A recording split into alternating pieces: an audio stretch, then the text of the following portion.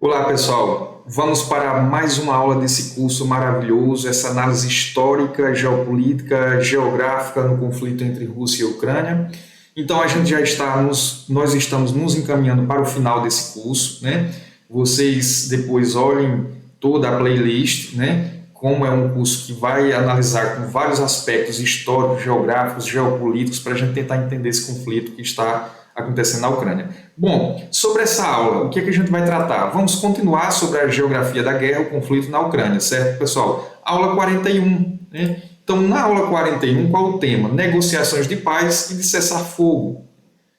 Bom, a primeira rodada de negociações entre delegações dos países, entre Rússia e Ucrânia, aconteceu no dia 28 de fevereiro, 4 dias após o início do conflito, na fronteira de Belarus, e terminou sem consenso entre as partes. Como vocês podem observar, aqui, olha, eles se reuniram, essa foto ganhou as manchetes dos jornais, porque foi a primeira rodada de negociações 4 dias após o início do conflito. Só que não deu em nada, né?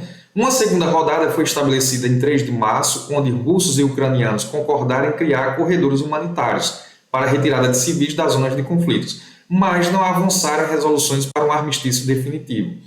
Corredores humanitários são zonas desmilitarizadas em uma área específica por um tempo específico, e todos os lados de um conflito armado concordam com elas. Por esses corredores, civis podem ser evacuados ou alimentados e ajuda médica pode ser levada para as áreas de conflitos.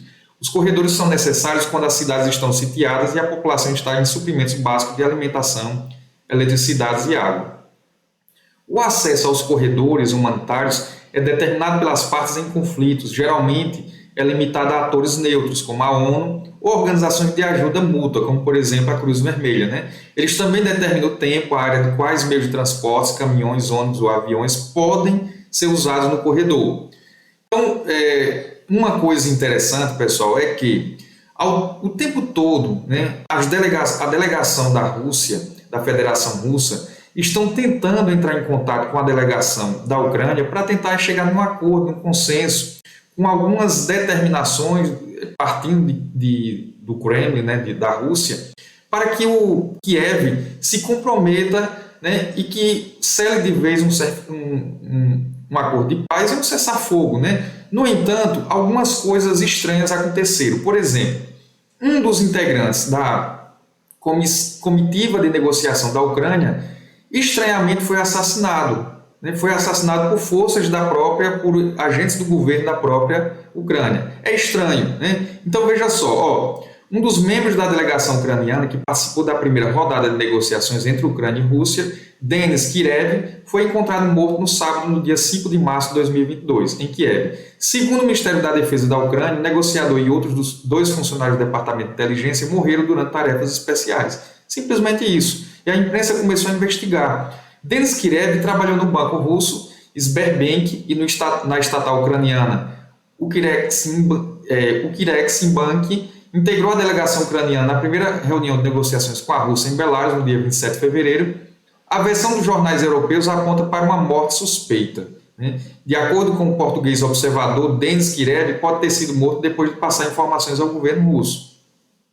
O deputado ucraniano Oleksiy Oncharenko publicou em seu canal Telegram que o SBU, o Serviço de Segurança da Ucrânia, teria matado a tiros Kirev, suspeito de alta traição. O congressista alegou que o Serviço de Segurança ucraniano tinha grampos de ligação ao negociador. Está aqui o deputado, né, como a gente tinha dito, então ele vai denunciar essa questão de que o negociador russo, né, teria sido assassinado por forças do próprio governo, certo, pessoal?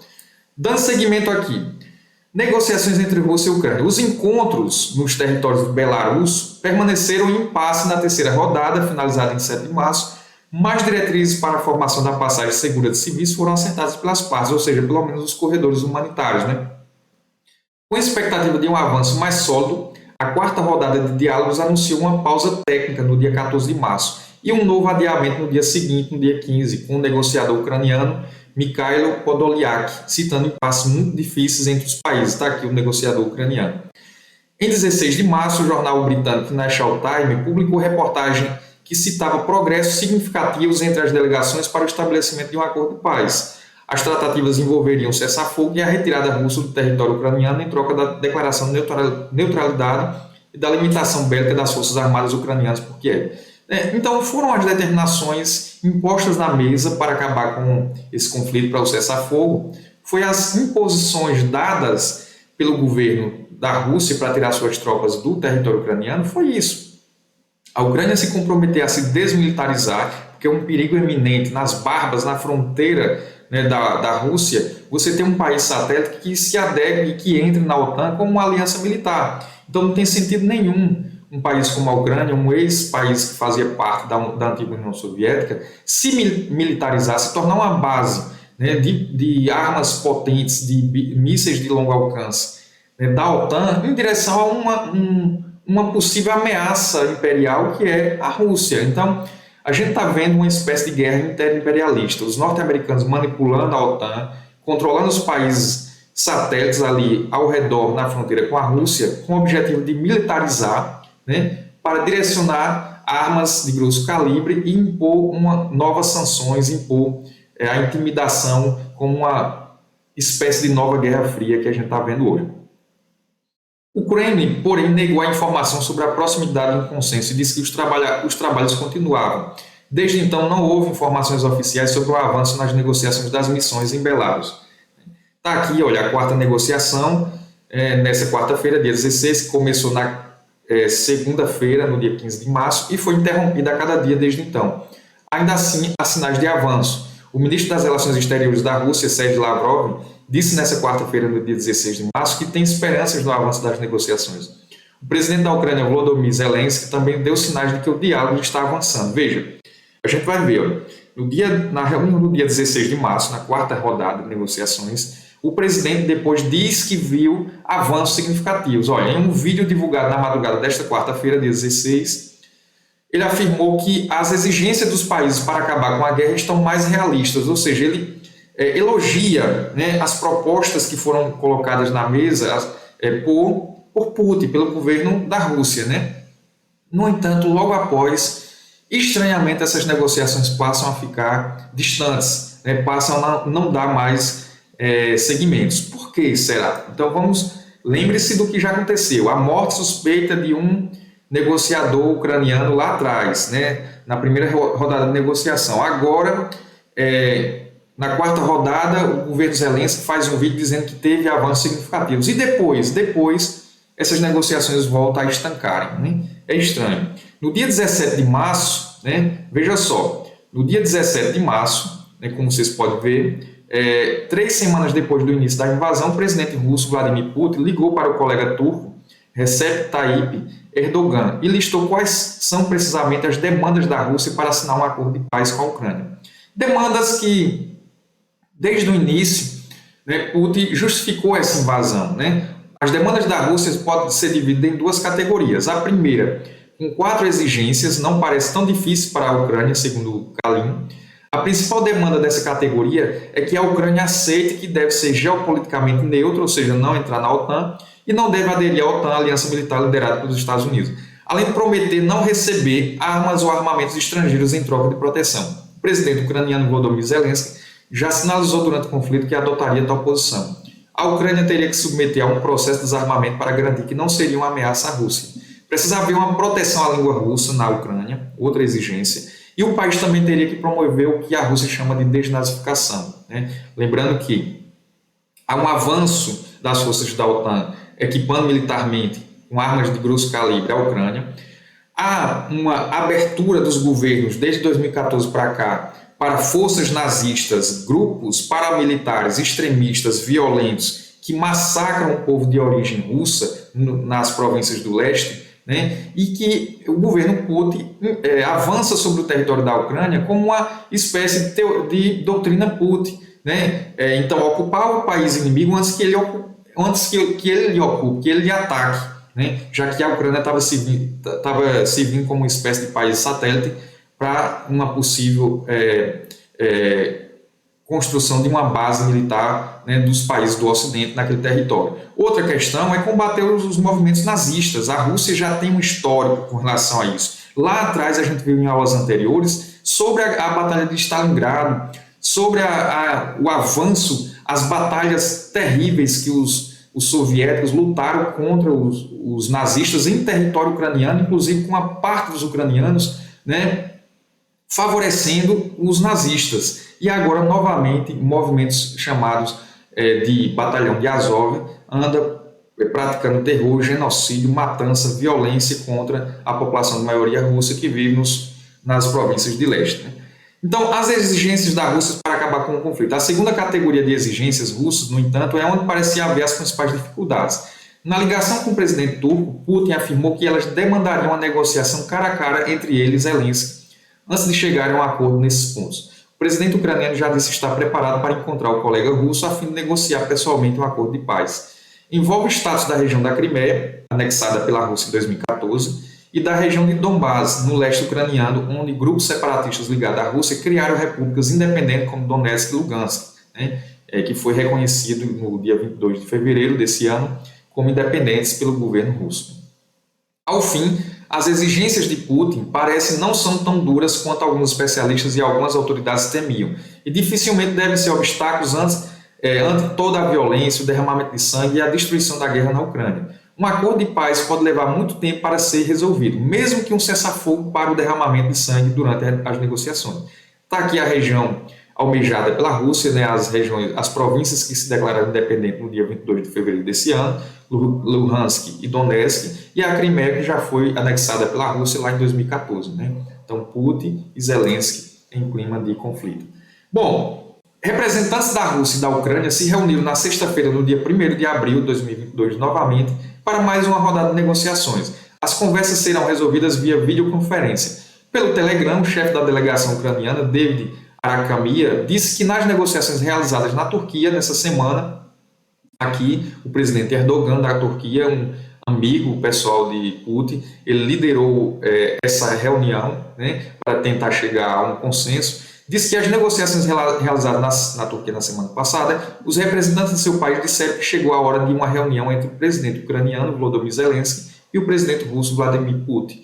Por outro lado, a delegação russa defendeu a aprovação prévia de um projeto de acordo antes do encontro, segundo Arakhamia, né? A última reunião entre os negociadores foi na terça-feira, dia 29 de março, em Istambul.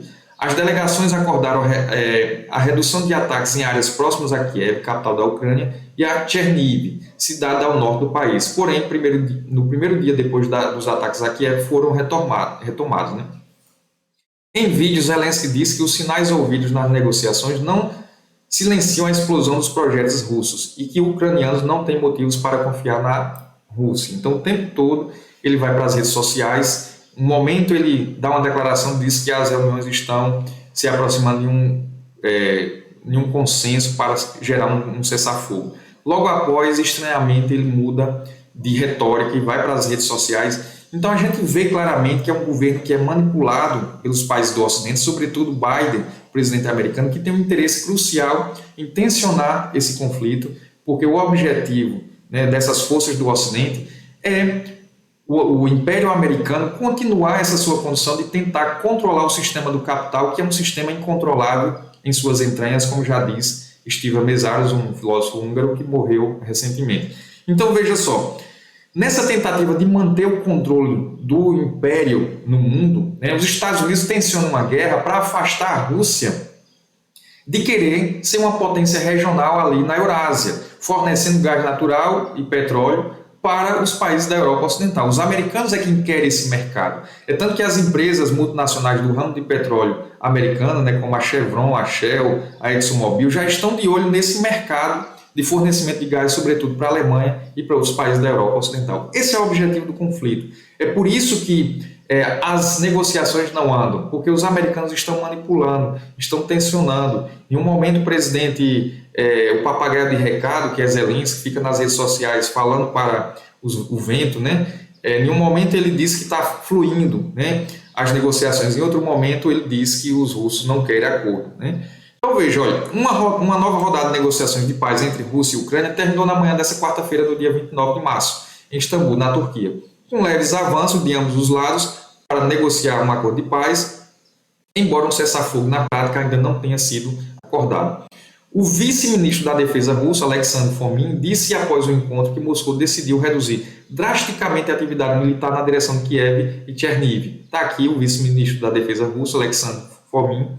O objetivo, segundo Fomin, é aumentar a confiança mútua e criar as condições corretas para futuras negociações e atingir o objetivo final de assinar um acordo de paz com a Ucrânia. O ministro da Defesa, Sergei Shoigu, está aqui, disse mais cedo em reunião televisionada na Rússia, nessa terça-feira, que a primeira fase do que se chama de Operação Especial Militar na Ucrânia está completa. Então, aquilo que foi dito lá no início por Putin, nós estamos fazendo uma Operação Especial Militar para desmilitarizar e desnazificar. Essa fase está completa. Por quê? Porque imediatamente os russos em várias frentes, descendo do norte em Belarus, em direção a Kiev, indo do lado leste, em direção ao oeste, nas províncias de leste, indo do sul ali da Crimeia em direção a algumas cidades até atingir a Kiev. Então, esse formato de pinça, de avanço sobre pinça, já está concluído, porque essa fase no formato de pinça era destruir todas as bases militares, todas as formas de militarização que a Ucrânia estava tendo, criando várias bases militares com o apoio dos americanos. Isso já foi feito. Então eles retornam, estão deixando as cidades de oeste, estão voltando para o leste. O objetivo agora, essa segunda ou terceira fase do conflito, é garantir a integridade física, cultural, e a independência, a autonomia, das províncias de leste, Luhansk e Donetsk, porque tem maioria de russos, e manter ainda a Crimeia como anexada à Rússia. Essa é a nova fase do conflito. Então, olha, e frisou que o principal objetivo, segundo ele, é libertar Donbás, a região de Donbás, as duas províncias. A tendência é que as ofensivas se concentrem em manter o leste e sudeste do país. A Ucrânia propôs oficialmente à Rússia um acordo para não ingressar na OTAN, a Aliança Militar do Atlântico Norte, formada por potências ocidentais. O time de negociações ucraniano em Istambul propôs não se juntar à OTAN e não ser sede de bases militares de quaisquer outras alianças, desde que a Ucrânia tenha uma troca de garantias de segurança. Está aqui os negociadores russos e ucraniana. O conselheiro do presidente ucraniano Zelensky, Mikhailo Podolak, publicou em seu perfil no Twitter mais detalhes sobre o plano de ter um grupo de países garantidores como Estados Unidos, Reino Unido, Turquia, França, Alemanha, entre outros, o que pode incluir a própria Rússia.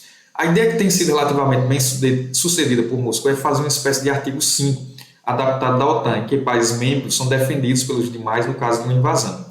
A proteção ucraniana seria, porém, feita de forma multilateral e sem que o país ingresse na organização militar liderada pelos Estados Unidos. Está aqui David Arakhamia, que é representante da Ucrânia, e Vladimir Mensky, chefe de negociações da Rússia e da Ucrânia. Então está aqui o russo e o ucraniano.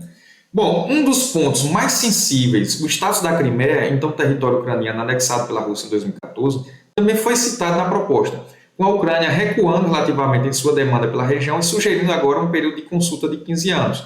Tal alternativa só entraria em vigor no caso de um cessar-fogo, no entanto.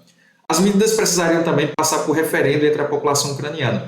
Após oficiais russos terem dito nessa semana que o encontro entre os presidentes russos Vladimir Putin e o ucraniano Volodymyr Zelensky seria contraproducente, os negociadores russos apontaram que há base para tentar uma reunião futura, mas aponta que esta deve ocorrer paralelamente à assinatura de um possível acordo de paz. Mais cedo, o jornal britânico Financial Times reportou que a Rússia estaria disposta também a aceitar a entrada da Ucrânia na União Europeia, caso o país permanecesse militarmente não alinhado ao Ocidente e fora da OTAN. Então, a questão da Ucrânia, a questão da invasão dos russos, não é pela proximidade somente da União Europeia. Então veja que o governo Putin já começa a aceitar essa possibilidade da Ucrânia entrar no bloco econômico da União Europeia, um bloco econômico, mas não aceita jamais entrar em uma aliança militar. Qual o objetivo? Entrar em uma aliança militar dessa? Na verdade, ela é obsoleta.